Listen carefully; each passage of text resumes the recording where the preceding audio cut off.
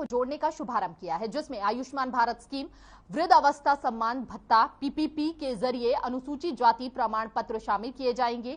इसके अलावा सिरसा और कुरुक्षेत्र के लाभार्थियों के लिए राशन वितरण भी शामिल होगा और मुख्यमंत्री अंत्योदय परिवार उत्थान योजना के तहत लोन का वितरण भी शामिल होगा। वहीं सीएम मनोहर लाल ने कश्मीरी पंडितों के लिए मिशन वचन पूर्ति भी लॉन्च किया है। इस दौरान सीएम मनोहर लाल ने कहा कि कश्मीरी पंडितों के 209 परिवारों को स्कीम के जरिए प्लॉट मिले।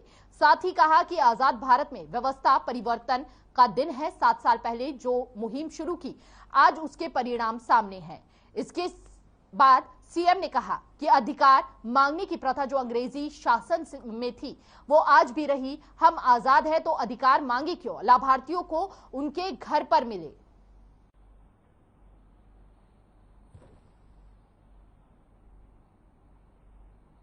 तो सीएम ने मिशन वचन पूर्ति को किया लॉन्च और साथ ही साथ तमाम अधिकारियों की जानकारी जो है आम नागरिकों को दी गई। अंत्योदय से जुड़ी 4 नई स्कीम इस बीच सीएम मनोहर लाल ने लॉन्च की है। तो कहीं ना कहीं सीएम जो है विकास की गति को बढ़ावा देते हुए नजर आ रहे हैं। तो मुख्यमंत्री मनोहर लाल ने Indo Canada chamber of commerce के एक प्रतिनिधि मंडल के साथ बैठक की। उन्होंने कहा कि राज्य के विकास को गति देने और लोगों के कल्याण को मद्देनजर रखते हुए राज्य सरकार की ओर से कनाडा में निवेश को लुभाने के लिए एक हेल्प डेस्क स्थापित किया जाएगा और इस संबंध में भारत सरकार से भी परामर्श लिया जाएगा। सीएम ने कहा कि यह हेल्प डेस्क हरियाणवी एनआरआई और देश के अन्य एनआरआई उद्यमियों को राज्य में अपने उद्यम स्थापित करने के लिए सुविधा प्रदान करने के साथ साथ वर्तमान राज्य सरकार की ओर से दी जा रही विभिन्न सुविधाओं की जानकारी देगा। वहीं इस मौके पर प्रतिनिधि मंडल की ओर से मुख्यमंत्री को स्मृति चिन्ह देकर सम्मानित भी किया गया।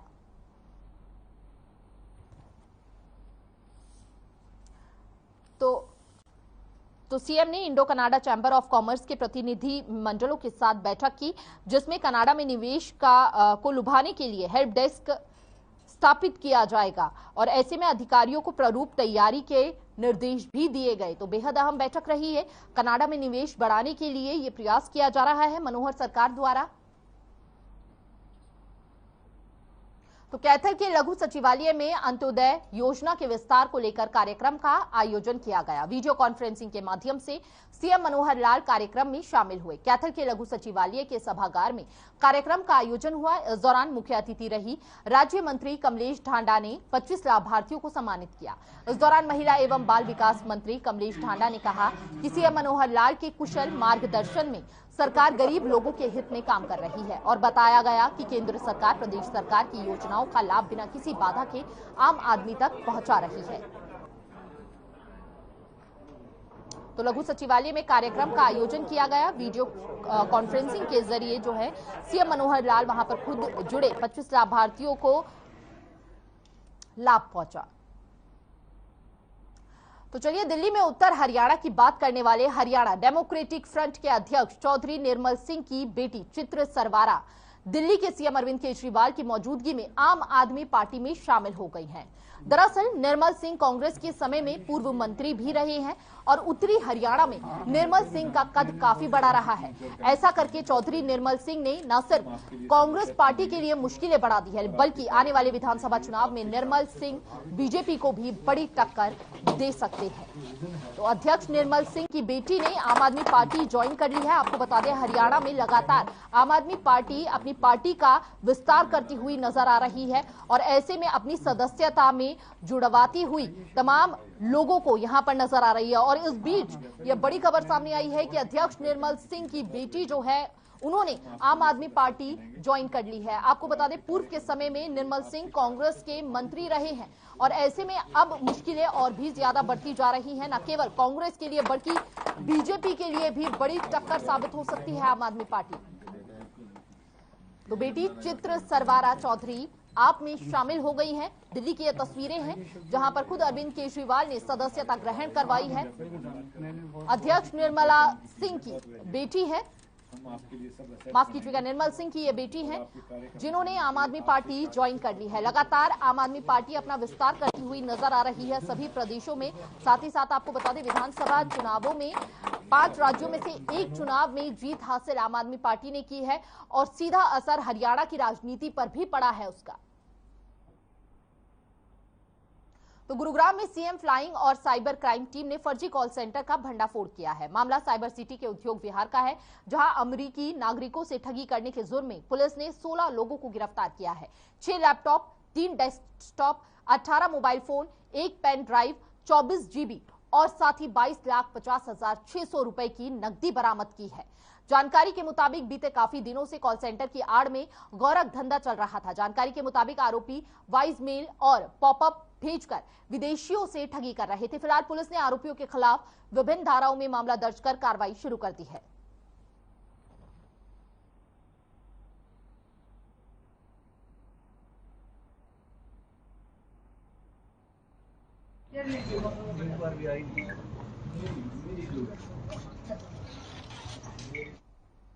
तो जिले में फायर ब्रिगेड की सेवाएं राम भरोसे हो गई हैं। फायर ब्रिगेड के कर्मचारियों को 6 महीने का वेतन नहीं मिलने के कारण कर्मचारी अनिश्चितकालीन हड़ताल पर है। हड़ताल पर फायर विभाग के कर्मचारियों का कहना है कि किसी प्रकार की आगजनी की घटना होती है तो घटनास्थल पर नहीं जाएंगे, सिर्फ इमरजेंसी सेवाएं देंगे। वेतन नहीं मिलने के कारण बहुत परेशानी झेलनी पड़ रही है। तो 6 महीने से नहीं मिल रहा है वेतन और ऐसे में अब घर चलाना बेहद मुश्किल हो गया है कर्मचारियों का। जहां पर उन्होंने फायर ब्रिगेड के कर्मचारी है, ये तस्वीरों में आप देख सकते हैं, धरने पर बैठ गए हैं सरकार के खिलाफ। लगातार वेतन की मांग की जा रही है। वेतन न मिलने से उन्हें बड़ी परेशानी झेलनी पड़ रही है। साथ ही साथ आपको बता दें कि लंबे कोरोना काल के चलते ऐसे में पहले ही परेशानियों से गुजर रहे थे कर्मचारी और लंबे समय से वेतन न मिलने से परेशानी और भी ज्यादा बढ़ गई है। ऐसे में उनका कहना है कि अब हम घर का गुजारा कैसे करेंगे, लंबे समय से हमें अपना वेतन नहीं मिला है। लगभग 6 महीने से कर्मचारियों को फायर ब्रिगेड के वेतन नहीं मिल पाया है और ऐसे में अब एक एक दिन गुजारना बेहद मुश्किल होता जा रहा है। उनके लिए परिवार चलाना बेहद मुश्किल होता जा रहा है। हड़ताल पर हम इसलिए बैठे हैं कि जी आज 6ठा महीना चल रहा है और हमें फायर ब्रिगेड के कर्मचारियों को वेतन नहीं मिला है।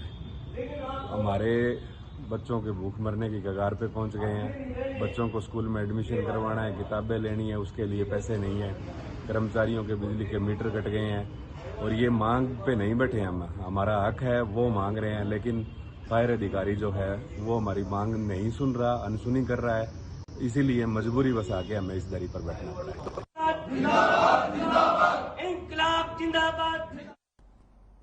और नारनौंद में बिजली विभाग के कर्मचारियों ने प्रशासन के खिलाफ विरोध प्रदर्शन जताया है। विरोध कर रहे कर्मचारियों का कहना है कि मामले में अनुबंधित कर्मचारियों के गलत तबादले किए जा रहे हैं, जिससे कर्मचारियों को परेशानी झेलनी पड़ रही है। अनुबंधित कर्मचारी जिला अध्यक्ष विकास बेनीवाल का कहना है कि कच्चे कर्मचारियों के प्रति नकारात्मक रवैया अपनाया जा रहा है। बिजली विभाग के कर्मचारियों का कहना है कि यदि समय रहते मामले पर संज्ञान नहीं लिया गया तो हम संगठन गेट मीटिंग प्रदर्शन को धरना प्रदर्शन में तब्दील करने के लिए मजबूर हो जाएंगे। तो बिजली विभाग के कर्मचारी हैं ये, जो हाथों में बैनर लिए हुए लगातार सरकार के खिलाफ नारेबाजी करते हुए नजर आ रहे हैं। कच्चे कर्मचारियों के साथ भेदभाव का ये इल्जाम लगाते हुए नजर आ रहे हैं बिजली विभाग के कर्मचारियों पर, अधिकारियों पर। और साथ ही आपको बता दें कि मांगे पूरी नहीं होने पर उन्होंने लगातार धरना प्रदर्शन करने की बात कही है। कर्मचारी इनमें से कर्मचारी ने ट्रांसफर करी है हमने, एज पर रूल है, कोई इसमें दिक्कत नहीं है। अब धरना देने के बजाय अपनी ड्यूटी करें, ऐसा कुछ नहीं है जी। मेरे पास 174 से ज्यादा कर्मचारी है यहाँ पे, वैसे पड़तालने वाली कोई बात नहीं। एसडीओ नारनौंद की गलत नीतियों और गलत तबादलों के बारे में है। पिछले 1 महीने में हमारे अनुबंधित कर्मचारियों के 3 से 4 ऑफिस ऑर्डर इन्होंने किए हैं, जो कि किसी के दबाव में या किसी संगठन के प्रति द्वेष की भावना में किए हैं। हमने बार बार इनको बोला है कि प्रत्येक सेंटर पर एक नियमित कर्मचारी हमें दिया जाए, ताकि कच्चे कर्मचारी ठीक ढंग से अपना वहाँ ड्यूटी कर सकें। परंतु उसके बदले में कच्चे कर्मचारियों को बार बार बदली की जा रही है। एक सेंटर पर 2 अनुबंधित कर्मचारियों को रखा जा रहा है और उसके बावजूद अधिकारी के कान पर जूं तक नहीं है। तो गुरुग्राम साइबर सिटी के लोग ट्रैफिक रूल तोड़ने में सबसे आगे है। ट्रैफिक पुलिस की माने तो बीते 3 महीनों का आंकड़ा बयां कर रहा है कि ट्रैफिक पुलिस ने 13,512 ट्रैफिक चालान किए हैं। मतलब साइबर सिटी में हर रोज तकरीबन 1,450 वाहन चालक ट्रैफिक नियमों का पालन न करने पर चालानी का शिकार होते आ रही है। डीसीपी की माने तो वाहन चालक बड़े तौर पर ट्रैफिक नियमों को फॉलो नहीं करते हैं, ट्रैफिक नियमों को तोड़ते हुए, जिसके चलते उनसे चालान की राशि जुर्माने के तौर पर वसूली जाती है। जहां एक और ट्रैफिक रूल फॉलो न करने पर लोगों को अपनी जेब ढीली करनी पड़ रही है, तो वहीं दूसरी ओर दुर्घटना के चलते लोग अपनी जान तक गंवा रहे हैं, जिसके चलते ट्रैफिक पुलिस को नियमों की पालन कराना काफी चुनौतीपूर्ण साबित होता जा रहा है। चालान काटने के बावजूद भी लगातार लोग जो है वह लापरवाही बरतते हुए नजर आ रहे हैं और इसका अंजाम यह होता है कि कोई बड़ी दुर्घटना जो है वह सामने आ जाती है और दुर्घटना से कई लोग अपनी जान तक गंवा देते हैं। तो ऐसे में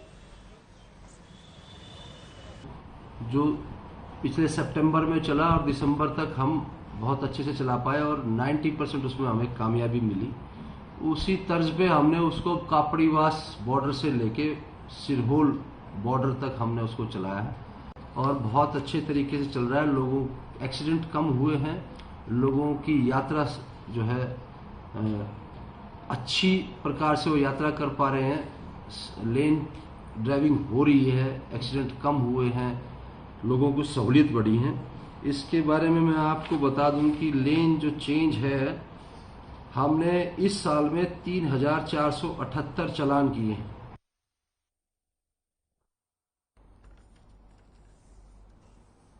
तो दुर्घटनाओं में जान तक गंवा रहे हैं लोग, लेकिन लापरवाही से बाज नहीं आ रहे हैं। ट्रैफिक नियमों की अवहेलना लगातार करते हुए नजर आ रही है।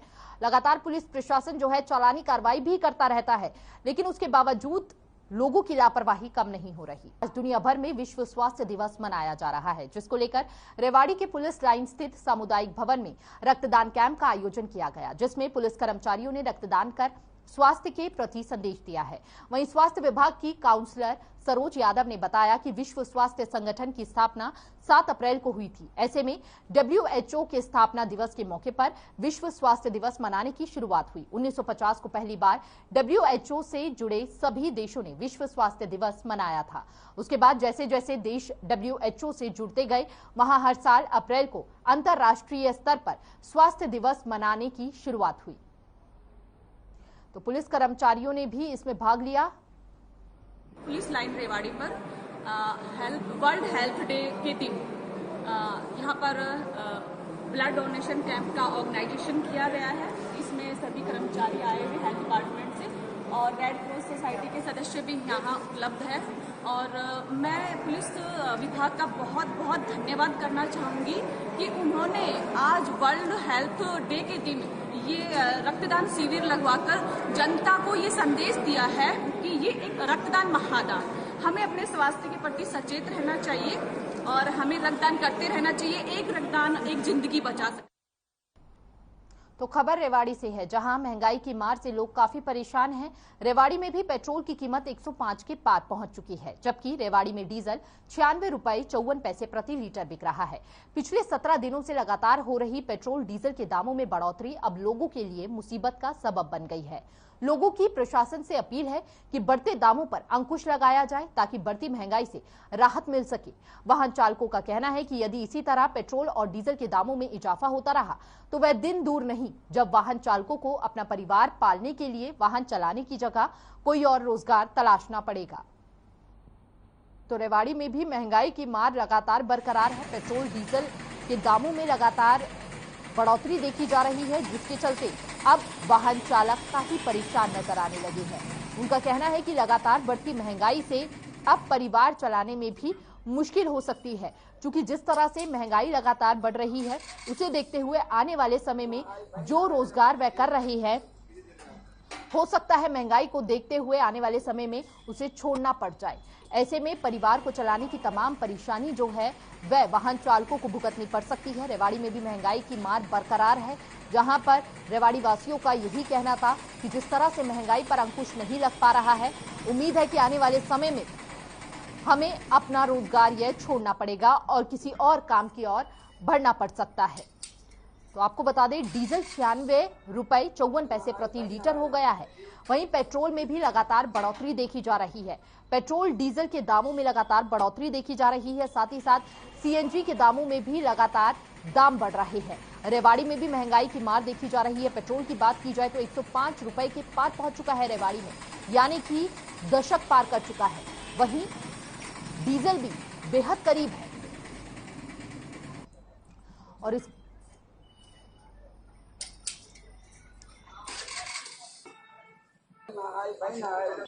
10-15 दिन के अंतराल में 10 रुपए बढ़ा है ये, और अभी बोल रहे हैं कि 125 तक जाने की उम्मीद है। तो लगातार इतनी महंगाई बढ़ रही है और रोजगार दे नहीं रही सरकार, तो ये बहुत गलत है। इस पे कहीं ना कहीं अंकुश लगाना चाहिए और गवर्नमेंट को मतलब महंगाई पर रोक लगानी चाहिए।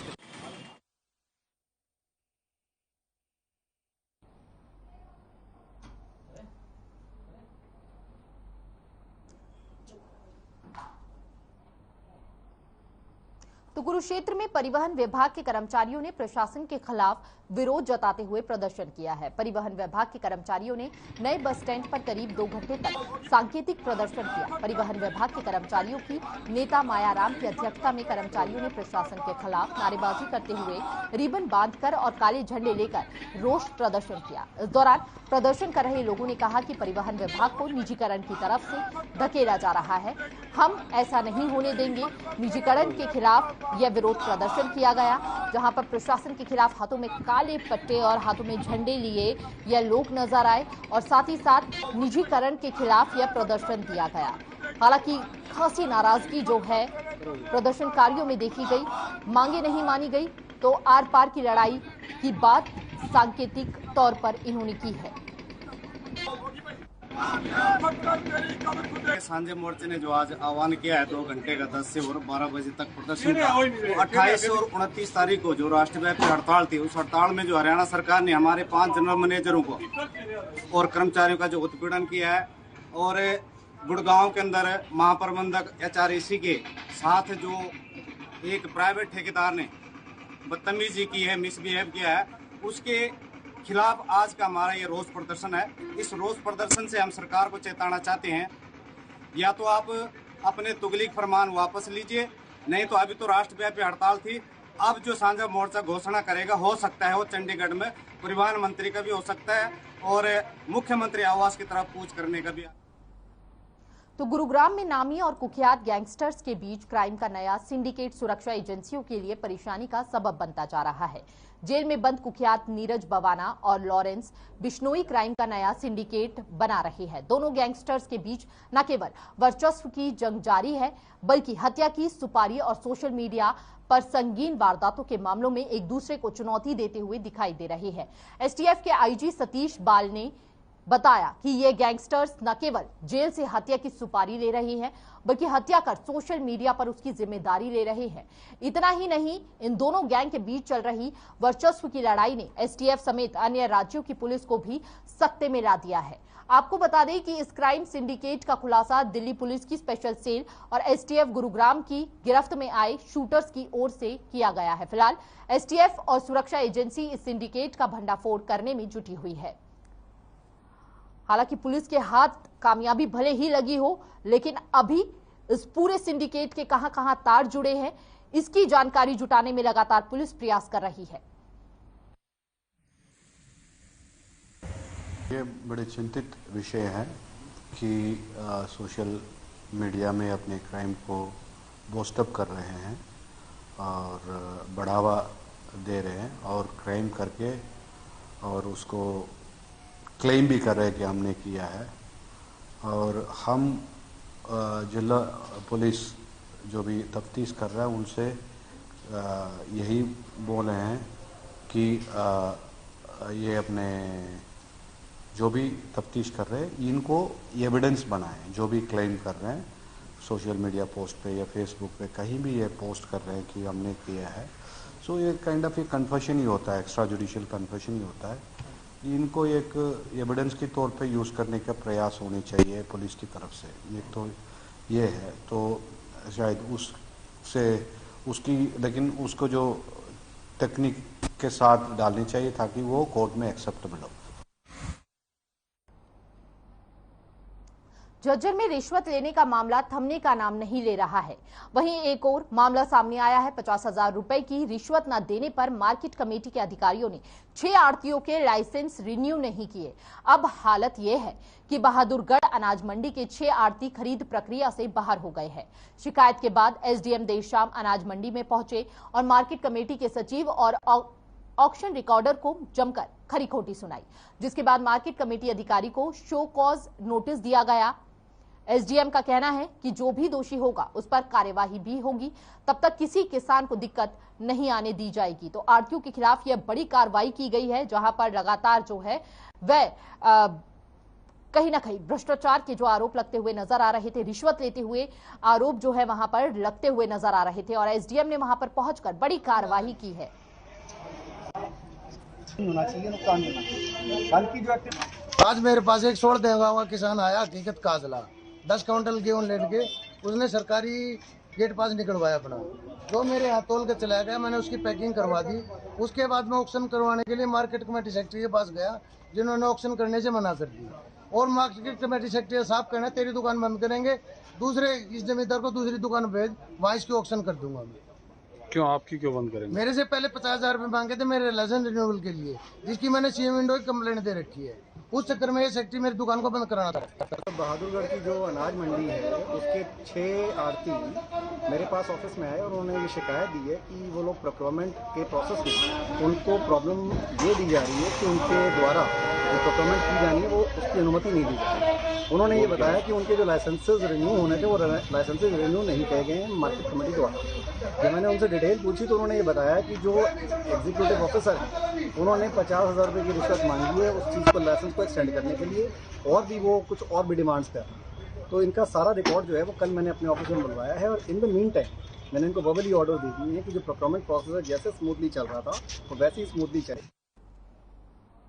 तो अंबाला पुलिस इन दिनों सख्त मोड में दिखाई दे रही है। इसी कड़ी में नशा तस्करों पर कार्रवाई करने पुलिस पहुंची, जहां अंबाला छावनी की डेहा कॉलोनी में नशा तस्करों और पुलिस के बीच झड़प हो गई। इस दौरान पुलिस कर्मचारियों को काफी चोटें आई। वहीं हाउसिंग बोर्ड चौकी प्रभारी बलकार सिंह ने बताया कि पूछताछ के दौरान जब एक महिला पुलिस कर्मचारी पूछताछ कर रही थी तो उस महिला ने शोर मचा दिया, जिसकी वजह से उसके परिवार के लोगों ने पुलिस पर पत्थर बरसाने शुरू कर दिए। हालांकि पुलिस ने इस दौरान उस महिला के पति और बेटे को मौके पर पकड़ लिया और मामले की जांच में जुट गई है। तो नशा तस्करों और पुलिस के बीच यह मामला सामने आया है, जहां पर पुलिस कार्रवाई के दौरान वहां पर पहुंची थी।